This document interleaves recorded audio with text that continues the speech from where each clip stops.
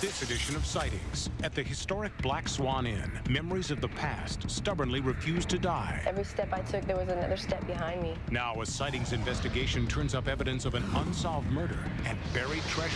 Is there some kind of a treasure here? There's supposed to be. 20 years ago, they saw a mysterious object in the sky. Now a couple relives the disturbing encounter only to recover lost memories. It never occurred to me that there could possibly be some missing time involved. Scientists examine the growing belief that plants can communicate. Plants, once they hear the sounds of another plant, they start to what appears to be a dialogue between each other. And the latest dramatic video footage from the world's newest U.F.O hotspot.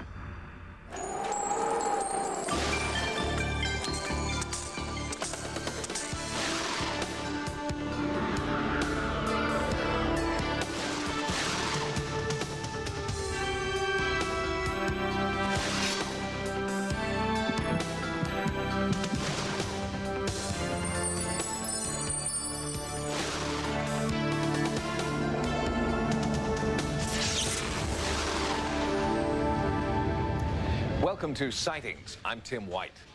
For more than 5,000 years, Salado Creek in what is now Texas was a place where Native Americans came to trade, to fall in love, to fight, and to die. In 1867, prosperous German immigrants bought the land and they built a mansion. And since then, the house has been fraught with tragedy, suicide, perhaps even murder. Well, not surprisingly, Sightings discovered the mansion because the current owners fear the spirits are restless.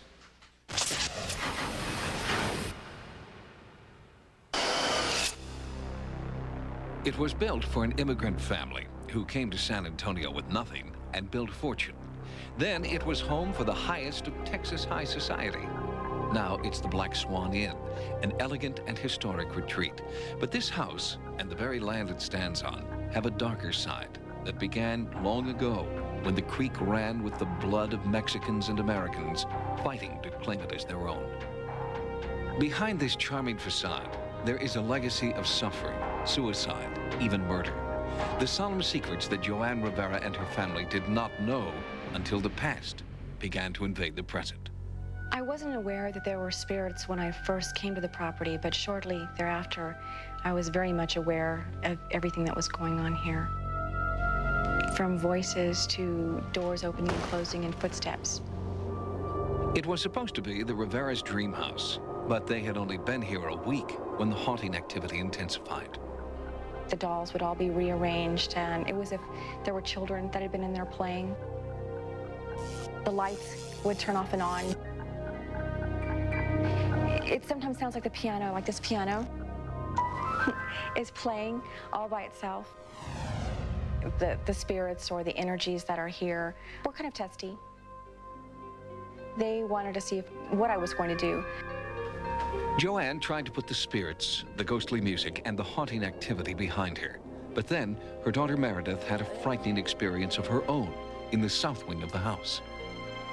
The one time I went down there by myself, the only time, every step I took, there was another step behind me.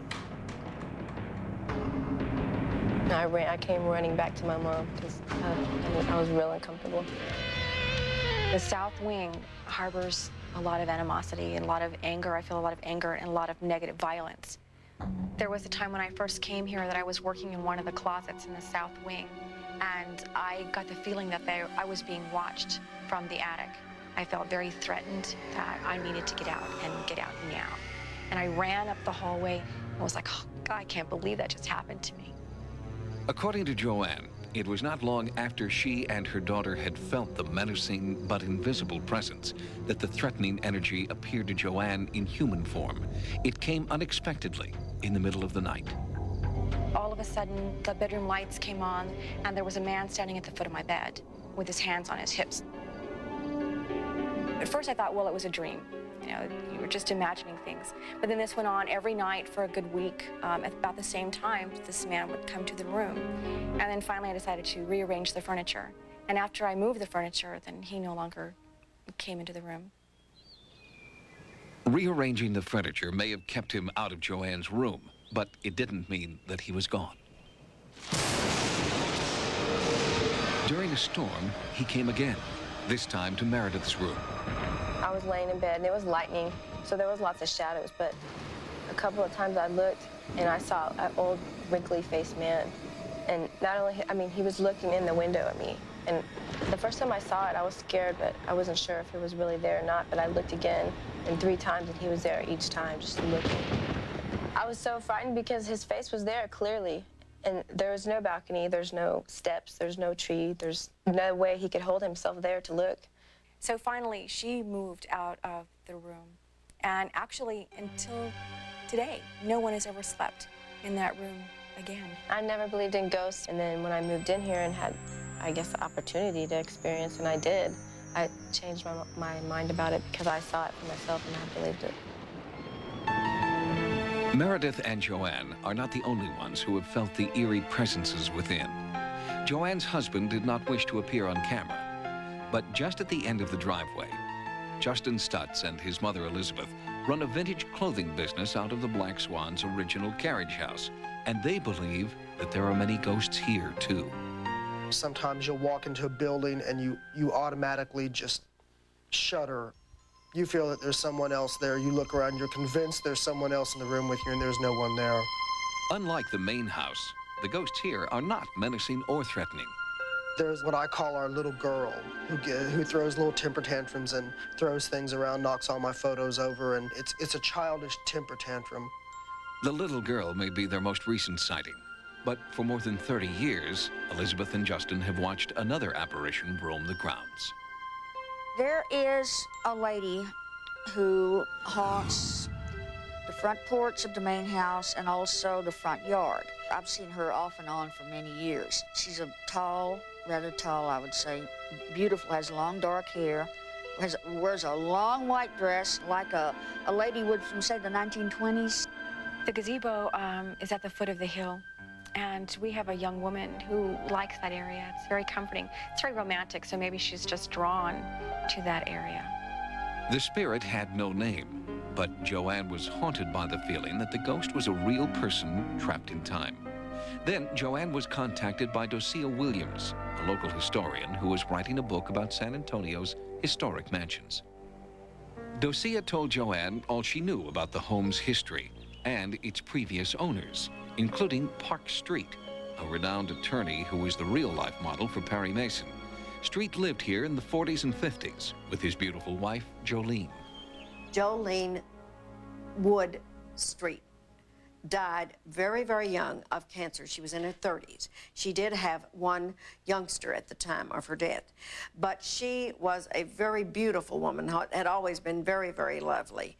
And I understand she is probably one of the entities or spirits that still closely watches over the house, because she was very possessive of it when she lived here and very protective of it and loved it very much. The woman who I have seen on the front lawn, and the one in the white dress, I believe she is Park Street's wife. It looks like the pictures I have seen of her.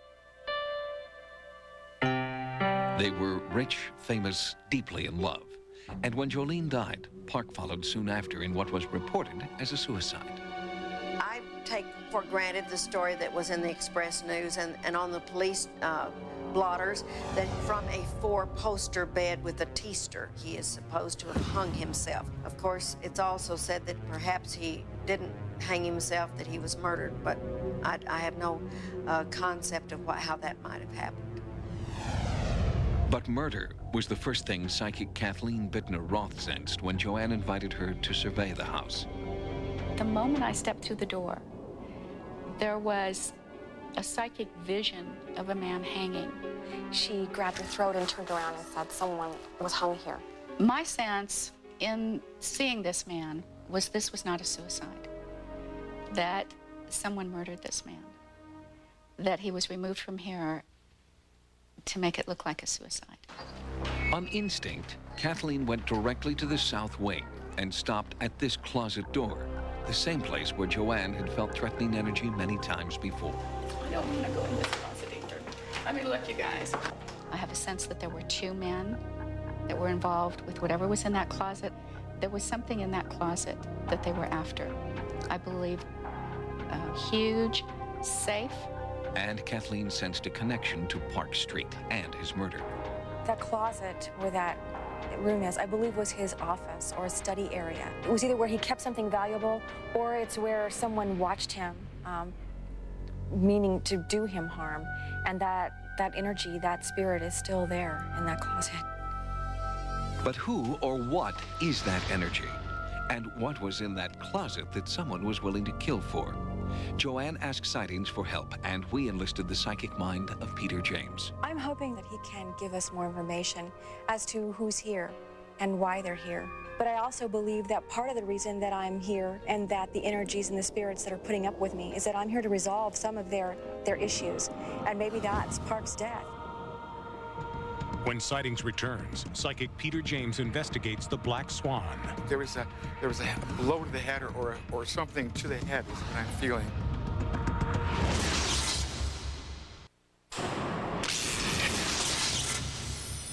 The ghosts who are said to haunt the Black Swan Inn read like a who's who of San Antonio society. Among them, the spirit of a ravishing debutante cut down in her prime, and a local attorney whose life inspired Earl Stanley Gardner to create Perry Mason, and whose death was ruled a suicide but may have been murder. Does his spirit want to win just one more case? And what do the other restless energies want? Psychic Peter James has come to find out.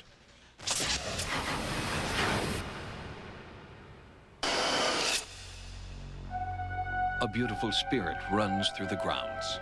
A menacing specter peers in the window. A restless energy penetrates every room. Are they the players in a 30-year-old mystery yet to be solved? Peter James will try to find out by using what he calls his seventh sense, his psychic power. It seems like the wood in the house rings a bell with a name. I don't know what that means yet. When I first walked into the house, I mentioned sensing some beautiful woodwork within the house, but it rings a bell with a name, the wood.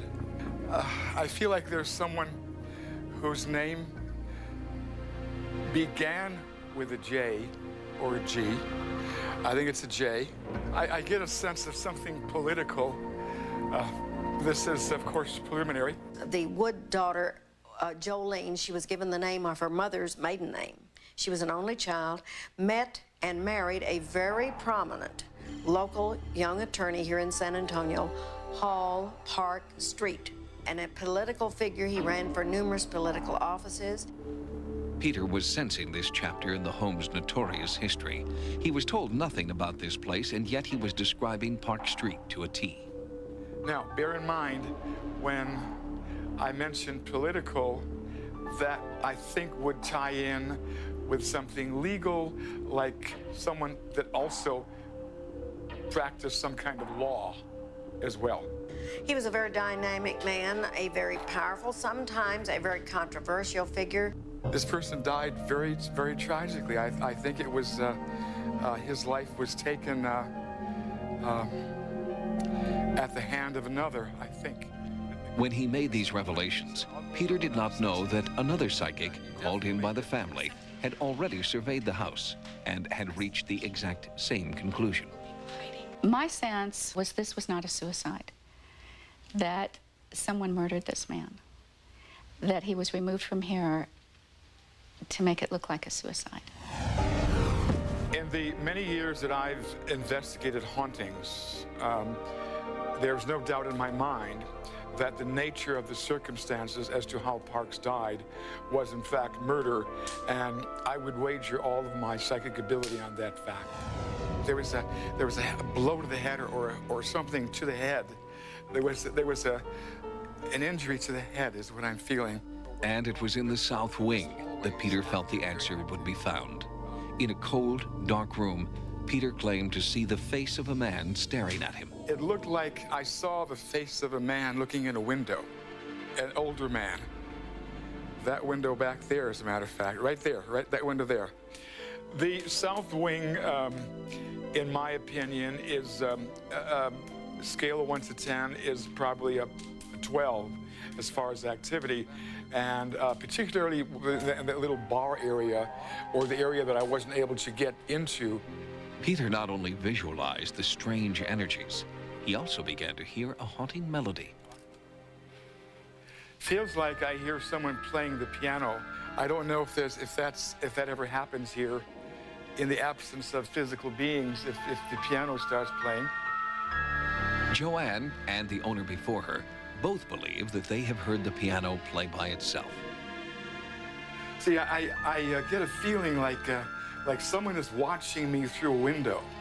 And I think it's this male, the elderly man. It was only after his complete investigation that Peter was allowed to meet Joanne Rivera. Nice to meet you. Again? So far, I find that there's at least 4, maybe 6 entities, ghosts here. Was the name Wood have any spirit? Wood, that's the Jolene Woods. That's the name? Yes. When Peter said the word wood, it was a very good feeling. It's nice to know that Jolene is here and that other people can sense her and feel her presence here too. But I also get a sense like I'm being watched through a window. What about an older gentleman? Peter noticed that there was a man that used to stare in the bedroom. There's 2 men upstairs, I think. One is the old man that looks through the windows that my daughter experienced, and also the man that comes into my bedroom and would stand at the foot of the bed. Joanne took the psychic impressions in stride until Peter led her back to the south wing. This hallway is very active. I really hate this hallway. He was drawn across the room, to a door, to a closet, to an event that chilled Joanne to the bone. Was there a death here less than 20 years ago? Yes. When Peter talked about the closet that I really don't like to go into and feel very uncomfortable about, he acknowledged that there was a lot of energy there. I don't like the closet. It's active. It's very active. Now, did anyone ever tell you, I'm receiving it vibrationally, is there some kind of a treasure here? There's supposed to be. I haven't found it. There is a very aggressive spirit there, and I think he's trying. I think there are 2 that are still battling over a buried treasure. Joanne first heard about the treasure from Kathleen Bittner Roth, a psychic whom Peter James has never met. She sensed a treasure trove here, and without knowing it, Peter confirmed her psychic vision. There was something in that closet that they were after. I believe that he may have come home unexpectedly. I have a sense that there were 2 men that were involved with whatever was in that closet. I think the treasure is in the south wing of the house somewhere. And I think the ghost that's back there is trying to keep Joanne from finding this buried treasure. Pay attention. Now, there is a message that happens in this house at least once a week. And if you pay attention to the time you hear the piano play, the time of day, there's a key to where this thing is buried, this treasure is buried. I get a number 7. Peter gave me hints on how to find the treasure, how to listen to the spirits that they're trying to tell me. They're trying to guide me. I think the spirits are trying to communicate with me, especially one in particular. I think that he wants me to resolve Park's death. I think Parks is the one that is trying to communicate with her. I think he's the one that she finds in her bedroom. I think he's telling her, number 1, that he was murdered and that it wasn't suicide. The lady that is roaming through the house, I do believe, is Jolene Woods. She's also, I don't want to say that she's protective of Joanne, but I think she's more of a mediator, meaning that she's trying to keep peace between the 2 gentlemen that are battling. I'm going to deal with the spirits, one in particular in the south wing, a little more strongly. I'm not going to be as frightened of him. The spirit that's there is welcome to stay there, but he can't always be chasing me up the hallway and making me feel afraid in my home. She needs to just take charge of her home and tell him to leave. My future here with the spirits that are here, I think that there are still questions. I think that they still have things to tell me. And hopefully now they'll be a little more open about communicating with me more directly. And I hope to find the treasure. And I think that when I find that treasure, that will open the door to Park's death. I think that has the answer. The Rivera family has taken Peter James's advice to heart. They're trying to reach out to the spirits in their home. And they're listening for clues from the other side that will lead them to the treasure that Peter believes is buried close by. Next, Nazi flying saucers. Mysterious remains of an ancient civilization. Later, after 20 years, a couple relives a frightening alien encounter.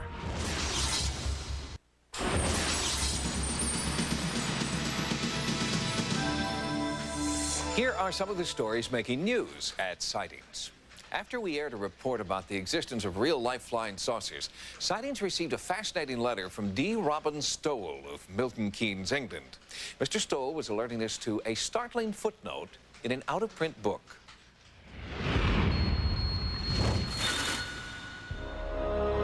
Milton Keynes, England.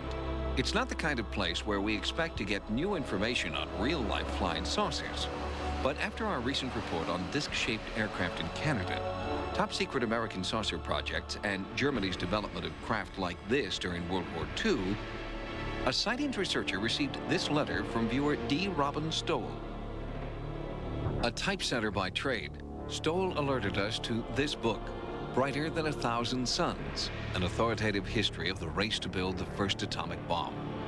Stowell typeset the original manuscript nearly 40 years ago and never forgot this brief reference to a Nazi saucer that could outmaneuver any Allied aircraft. 4 decades after publication, Stowell found a copy of the out-of-print reference book and confirmed what he had long remembered. The footnote describes German saucers that were 45 yards across, capable of reaching speeds over Mach 1 and climbing to an elevation of nearly 8 miles. Some experts believe that these Nazi saucers could have been responsible for the legendary Foo Fighters sightings over Europe late in World War II.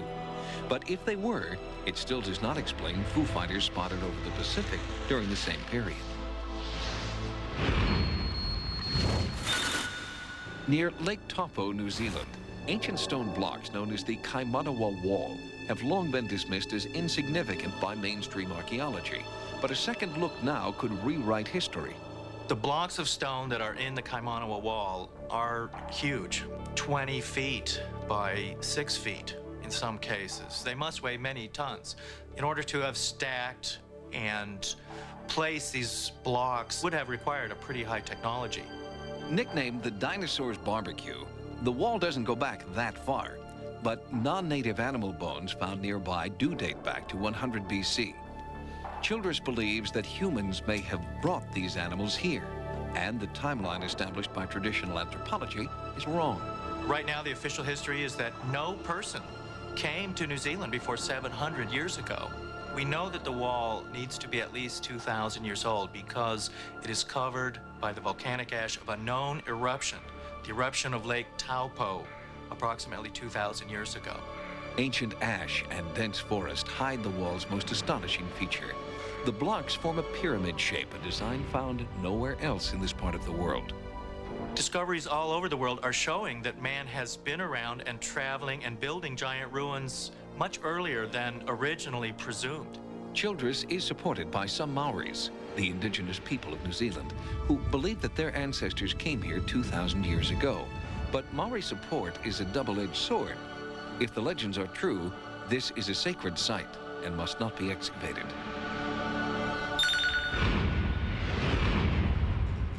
We'll have more stories in the news next time. Now, here's what's coming up as Sightings continues. They both saw the mysterious object in the sky. What they never remembered was the missing time, until now. I felt sick. I literally felt nauseated at the thought of it.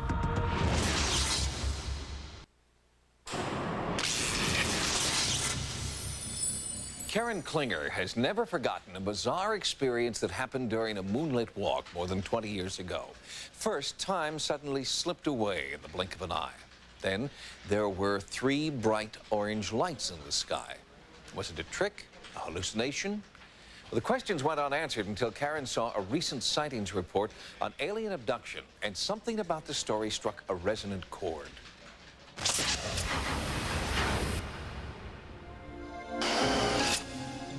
Memories of that moonlit night in 1975 were incomplete, but strangely compelling. An engaged couple on a family vacation steal away for a quiet drive through the north woods of Wisconsin. There's something strange about that ride that they can't figure out yet. Back at the cabin, the couple stroll down to the lake. The night is clear, there's a bright star, but then it moves, and they realize this is no star. There was one star-like object. It was a little bit brighter than a star, kind of an orangey color that seemed to stand out from the others a bit. Just really didn't think anything of it at the time, but my focus kept going back and forth to that particular object. And after a while, I noticed some odd things about it. This bright orange star that was along the horizon of the trees on the other side of the lake zipped right to the top of our heads, and we looked up. The stargazing couple were Karen Klinger and Dennis Morawska, and what they saw would haunt them for more than 20 years. I think the best way I could describe the flight is like that of a dragonfly. It was just, it would zip here, stop, zip here, stop, zip, zip, zip, zip really fast. And I'm like, what are we watching? You know, I was fascinated by it. I didn't want to stop looking at it. I was just glued to it. And we finally started calling my folks down from the cabin so they could watch. And my mother was a little scared. The whole family got down to the lake in time to see the single light split into three, then rejoin as one. It was a fascinating spectacle that drove one family member to try something illogical. Denny's sister's boyfriend went into the house and got a large beam flashlight and flashed at the UFOs 3 times. Suddenly, they just completely disappeared. And about maybe a couple of seconds later, they flashed back at us the same amount of times as we had flashed at it.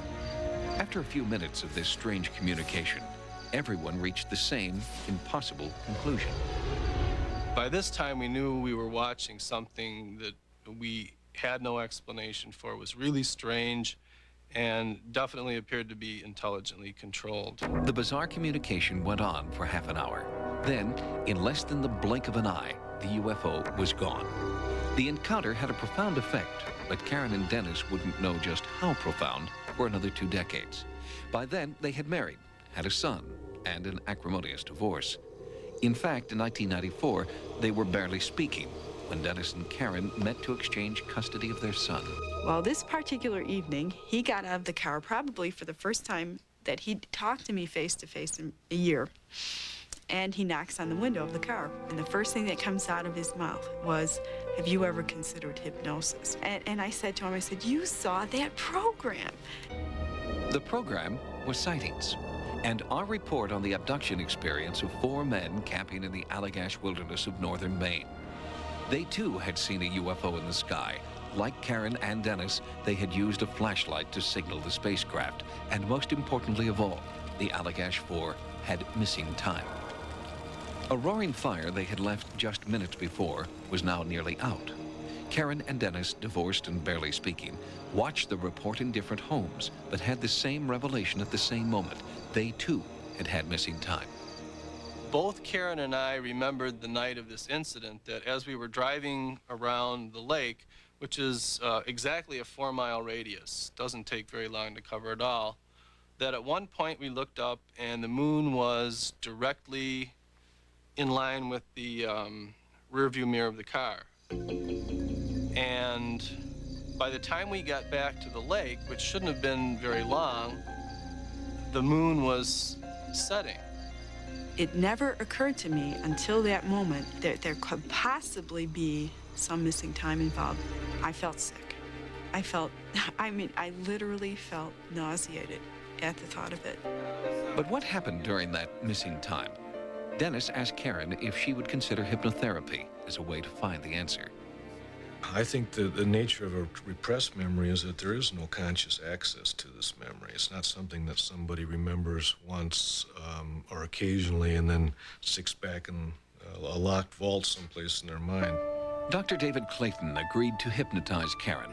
He had no faith in the abduction experience, but as he worked with Karen, he realized that she was not unlike other patients who he'd seen relive past trauma under hypnosis.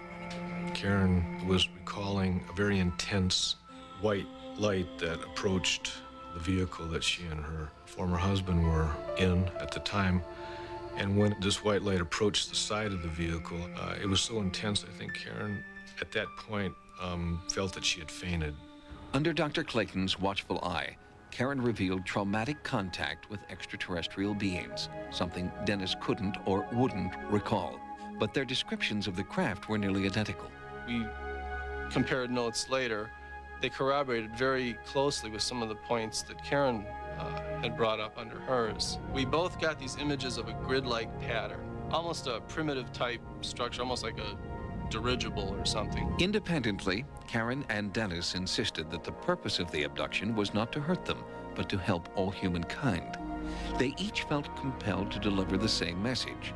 The fate of Earth is intertwined with alien worlds throughout the cosmos, and Earthlings are not doing a good job of taking care of our part of the universe. It's a message that abduction support group leader Mary Kerfoot hears a lot. As far as the phenomenon in general, some people's experiences can truly be described as abductions. They are taken kicking and screaming, struggling against their will. Others evolve over time as they understand what is happening to come very cooperatively and become associated with the beings that they're working with in a participatory role. The Chicago Center for Encounters support group was formed in 1993, so abductees and experiencers would know that they are not alone. It's enormously exciting for the members of our support group to compare experiences, because as soon as you find someone who has some aspect that is similar or exactly like yours, you feel much more validated. At first, abductees were pariahs, oddballs, inventing a new mythology. But after 3 decades, the phenomenon is not going away because, abductees insist, alien contact is a reality. If you feel that this has happened to you, by all means, do whatever it takes to uncover the information, because it's worth the risk. Just as she was reassured after watching our Allagash abduction report, Karen Klinger hopes that her personal story will encourage more people to come forward, or at least to seek help from a certified professional hypnotherapist, or from one of the hundreds of support groups forming around the world. Next, I personally don't believe that plants have a nervous system. the changing beliefs about plant consciousness. They communicate through images.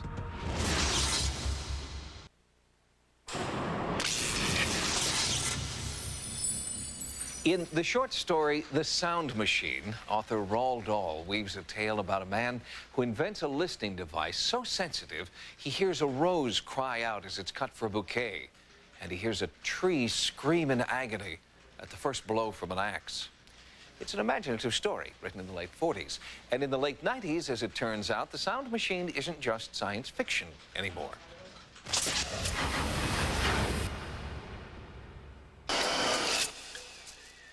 From the Amazon rainforest teeming with life, to the old-growth redwoods of America, to the humblest vegetable garden, Earth is sustained by plant life.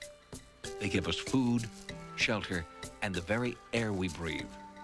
Plants live so we may live, but there is evidence that they have a secret life of their own. I think that fundamentally, anything that we see in nature has a life force and energy. Frank Lapina is a Wintun tribal elder and a professor of art and ethnic studies. He has studied traditional beliefs about the symbiotic relationship between people and plants. All plants have a purpose. They have a consciousness.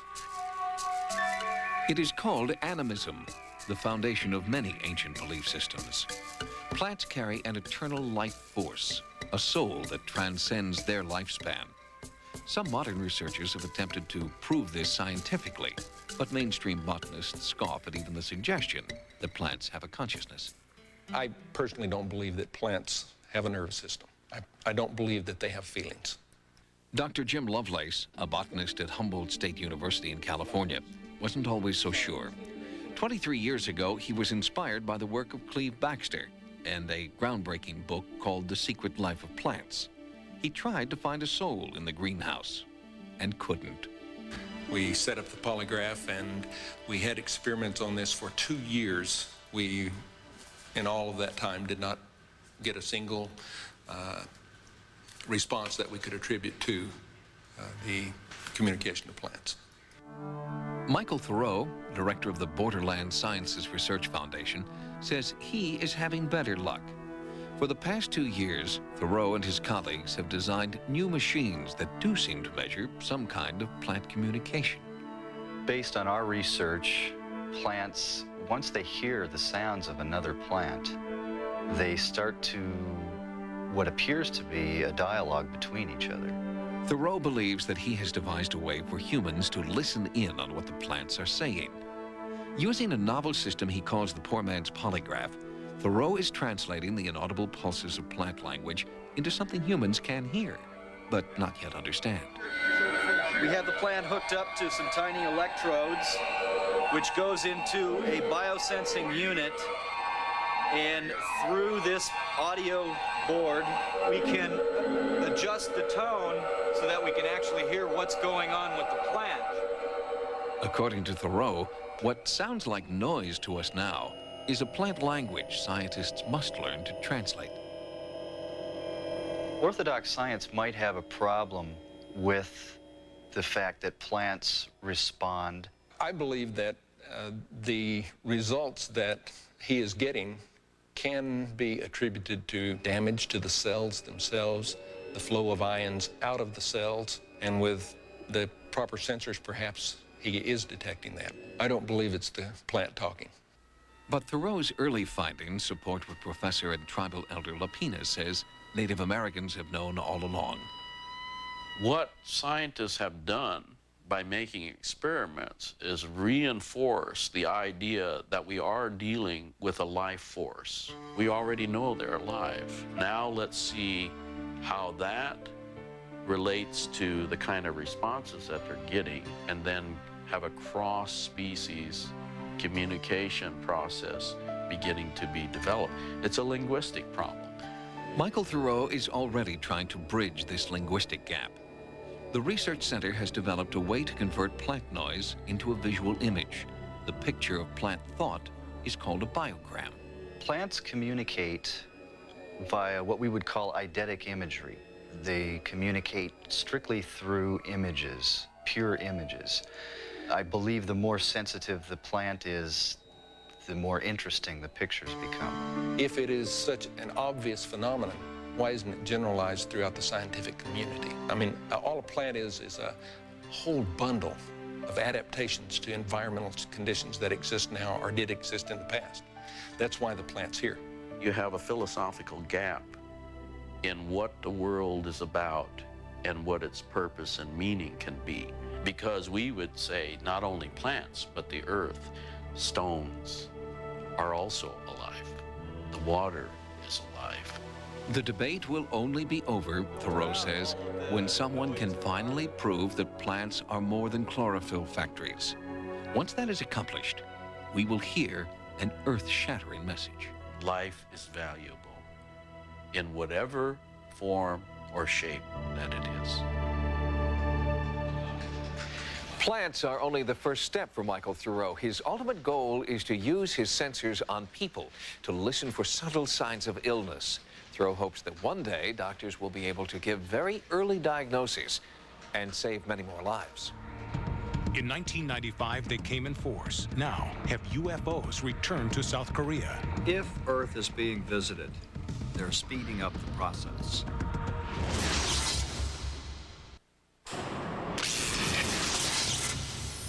When a fascinating string of unidentified flying objects appeared in the sky over South Korea, Sightings was the first to report on the UFO's connection to other strange craft spotted in Mexico and the United States. Well, now, almost a year to the day later, a new UFO over South Korea has been caught on tape. It was a little over a year ago when this astonishing amateur video captured a UFO being sighted all over Seoul, South Korea. The craft was either breaking apart or replicating itself, a rare phenomenon known to ufologists as a cluster UFO. Right now, each ball seems to be about 100 feet in diameter and 10,000 feet in the air, moving at 700, 800, 900 miles an hour. We think it's probably not a weather balloon that's become untethered. We think it is probably not a military project. Computer analysis seemed to indicate that this was the brainchild of advanced technology, not a freak of nature. It was only the third time in history that a cluster UFO could be analyzed.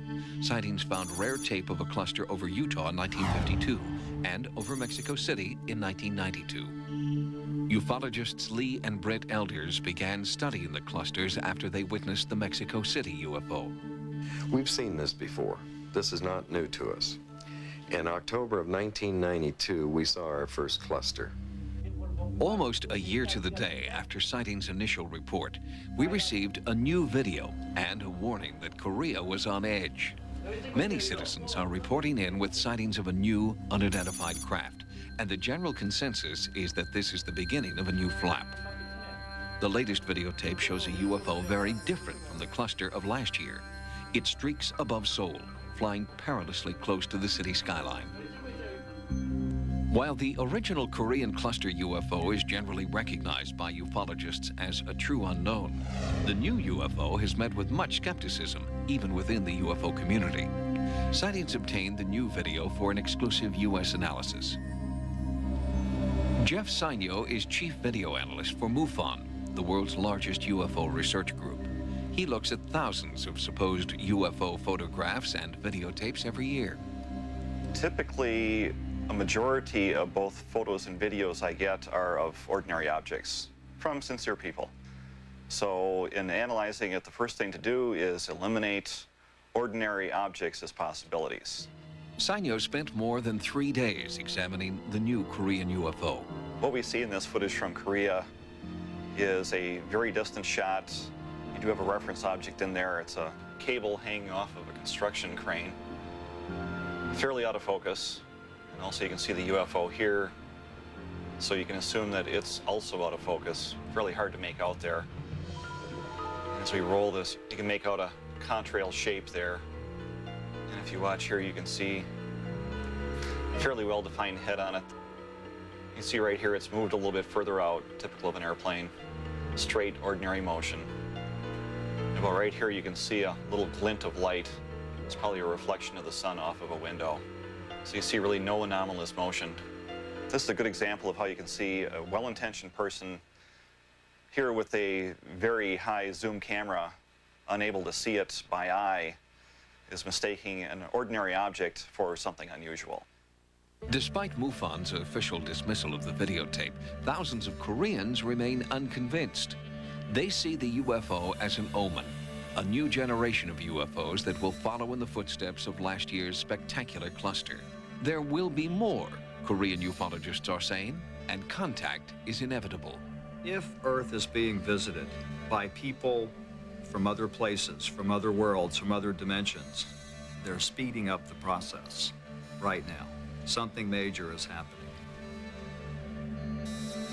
Why Korea? And why now? Veteran ufologists suggest that the answer can be found by studying the past. In an unusual number of reported flaps, major UFO events are followed by a period of momentous geological or political change in the same area. That is why some people in South Korea believe that their UFOs portend peace with North Korea. Sightings, UFOs, a new book from author Susan Michaels, drawn from the files of sightings. Sightings, UFOs is a comprehensive survey of compelling UFO encounters. Was Washington, D.C. the object of extraterrestrial surveillance in 1952? Have our nuclear facilities been invaded by silent intruders? What really happens at 39,000 feet? Commercial pilots speak out. These are only a few of the stories contained in Sightings, UFOs from Fireside Books. Until next time, remember, no mystery is closed to an open mind. For Sightings, I'm Tim White.